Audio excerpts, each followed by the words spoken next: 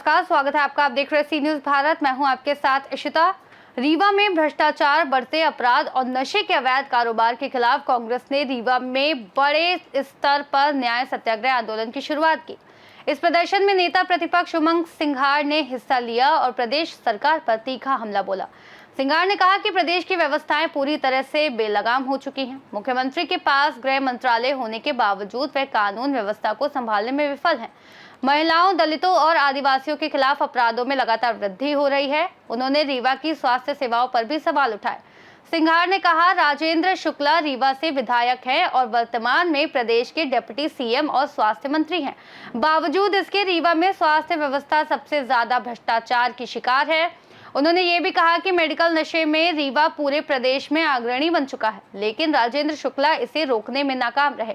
उन्होंने नैतिकता के आधार पर शुक्ला से इस्तीफे की मांग की। सिंघार ने आरोप लगाया कि अफसर अब नेताओं के मोहरे बनकर काम कर रहे हैं। उन्होंने चेतावनी दी कि यदि सरकार कार्रवाई नहीं करती तो कांग्रेस अदालत का दरवाजा खटखटाएगी। उमंग सिंघार ने वोट चोरी का मुद्दा भी जोर शोर से उठाया। उन्होंने कहा, राहुल गांधी जी ने इस तरह से वोट चोरी का खुलासा किया है, उससे पूरी कांग्रेस पार्टी सहमत है। मध्य प्रदेश में भाजपा ने लोकतंत्र की हत्या करते हुए वोट चोरी के जरिए सरकार बनाई है। उन्होंने ये भी कहा कि जल्द ही भोपाल में संबंधित विधानसभा सीटों का खुलासा किया जाएगा। इनको शर्म आनी चाहिए, ये वापस बुलवाते हैं। समरिया में एक एक काम इन्होंने रोक रखा, यहाँ तक कि हम अपनी विधायक निश्चय कर हैंड काउंट कराते हैं तो उसके लिए भी संघर्ष करना पड़ता है।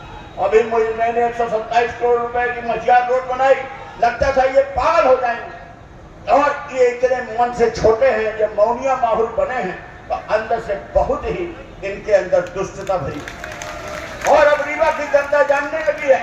बस मैं इतना चाहता हूँ कि जहाँ जहाँ इस तरह अत्याचार अन्याय हो, जैसे अशोकनगर में हुआ, जैसे आज रीवा में हो रहा है, जहाँ भी हमारे कांग्रेस कार्यकर्ता के विरुद्ध कहीं कुछ होगा। और एक बात और मैंने सीखी कि आप कितना भी घूम लो, फिर लो, हाथ मिला लो, हंसी मजाक कर लो, लेकिन जब आपके ऊपर संकट आएगा तो आपके साथ आपका दल ही खड़ा होगा और उनके साथ उनका ही खड़ा होगा। इसलिए कभी इस भ्रम में मत रहना।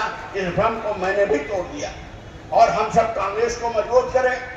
हमारे जुझारू प्रदेश अध्यक्ष हैं जीतू पटवारी जी, हम लोग मिलकर लड़ रहे हैं, हम लोग भाई भाई जैसे लड़ रहे हैं। और जब इनके यहाँ कोई मुख्यमंत्री की घोषणा नहीं होती और ये योजनाओं के नाम पर ये वोट खरीद के सरकार बना सकते हैं, तो हम तो भले संख्या में कम हैं, लेकिन हम अपने कर्तव्यों को पूरी जोरदारी से लड़ रहे हैं। विधानसभा में जिस तरह से हमारे उमंग सिंघार जी परफॉर्म करते हैं, जिस तरह से वो उस दंड को भोगते हैं, क्या क्या वो अपने मुंह से नहीं बताते, तो उसके बदले आपकी आवाज के बदले क्या कैसे गुजरना पड़ता है वो हम आपको बयान नहीं कर सकते। तो हम ये चाहते हैं कि आप लोग इसी तरह एक्टिव रहिए, इसी तरह लड़ते रहिए। अभी मैं 5 दिन अपने समरिया में एक एक सेक्टर में गया, मुझे तब समझ में आया कि जमीन में मैं अभी नहीं उतरा था।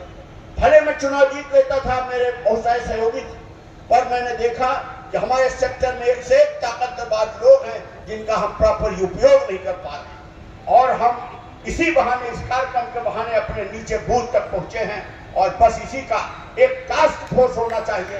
हर जिले में 1000 लोगों की ऐसी टास्क फोर्स होनी चाहिए कि जैसे ये कोई काम करे, उल्टा सीधा करे, तुरंत थाने को हम लोग भी घेरें और इनके लिए। और जब भी हमारे प्रदेश में किसी भी नेता के विरुद्ध कुछ भी होगा, हम सब जाएंगे और इनको हम लोग लगाम लगाएंगे। और बाकी भगवान इसी तरह इनको सद्बुद्धि दिए रहे, इसी तरह ये कुबुद्ध दिए रहे और ये इसी तरह कर्म करते रहे।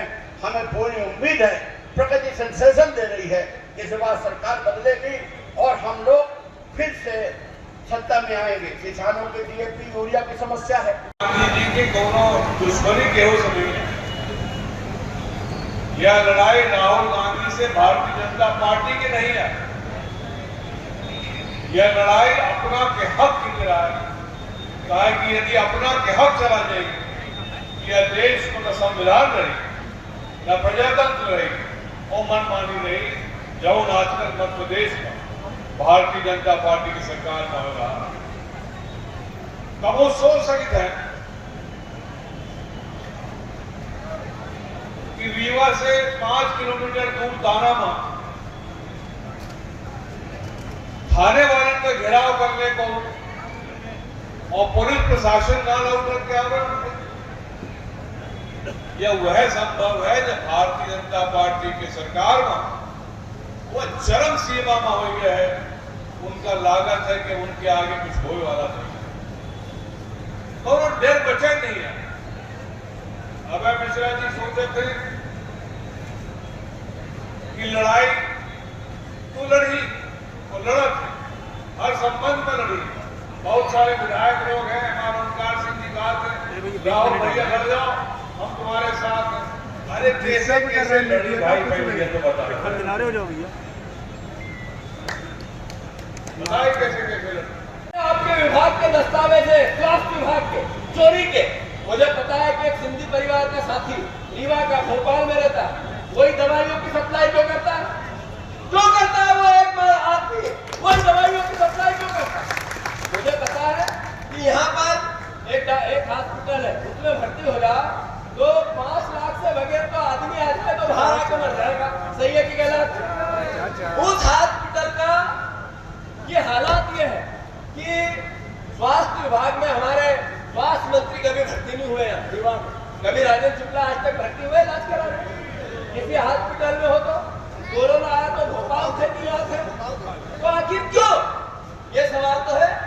मैं अनुरोध करता हूँ, बात बहुत है पर हमें राहुल गांधी जी का साथ देना। हम सबको कांग्रेस के उस विचार के साथ वोट की चोरी को रोकना है, देश के लोकतंत्र को बचाना है, देश के संविधान को बचाना है। हमें इस भावना के साथ कि इस वोट के विश्वास से देश का लोकतंत्र है, इस वोट के विश्वास से हम अपना विधायक चुनते हो, चाहे बीजेपी का हो या कांग्रेस का।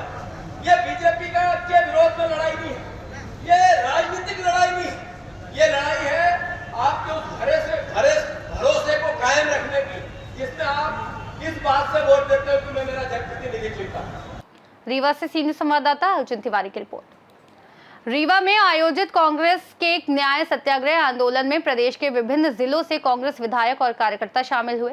यह आंदोलन न केवल भ्रष्टाचार और अपराध के खिलाफ बल्कि वोट चोरी के विरोध में भी एक सशक्त मंच बनकर उभरा है।